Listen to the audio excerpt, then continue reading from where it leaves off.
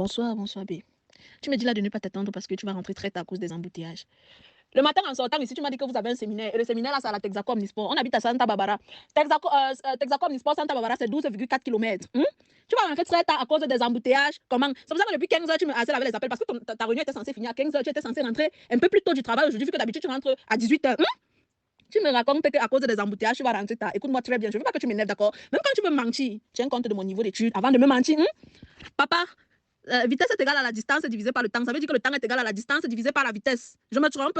La vitesse autorisée en ville, en agglomération, c'est 50 km par heure. Mais étant donné que entre Texaco Omnisport et Santa Barbara, tu vas passer devant le gynéco général, le CH et tout, quand tu passes devant les hôpitaux là, la vitesse est diminuée à 30 km par heure. Donc, si tu fais 30 km en une heure, tu vas faire 12,4 km en combien de temps? Ça, tu fais la règle de 3. Ça fait combien? 24,8 minutes. Si ça te dépasse, tu peux tout faire. Le temps qui est égal à la distance divisé par la vitesse. Ça veut dire que tu vas faire quoi? 12,4 km divisé par 30 km/h.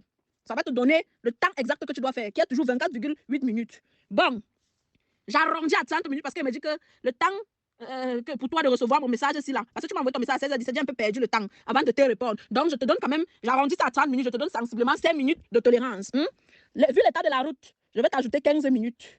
Et je suppose qu'il y a un peu les embouteillages. Et ne m'énerve pas, ne me dis pas qu'il y a trop d'embouteillages parce que ce n'est plus la période de classe que tu as dit qu'il y a les élèves. Et ce n'est pas une heure de pointe là maintenant, ce n'est plus une heure à laquelle les gens rentrent trop du travail. Il y a souvent les embouteillages entre 19 et 20 heures. Donc là, maintenant, il n'y a pas trop d'embouteillages. Donc je vais t'ajouter encore 15 minutes pour les embouteillages. Ça fait que sur tes 30 minutes, sur tes 24,8 minutes, je t'ai ajouté 30, sensiblement 35,2 minutes. Donc ça fait un total d'une heure de temps. Monsieur, tu as une heure de temps pour arriver à la maison. Je suis en train de te faire le voice. Donc je suppose que tu vas recevoir le voice là même à 16h48. 16h48 plus une heure, ça fait combien de temps? Ça fait 17h48. Je t'attends devant mon portail à 17h48. Le temps pour toi de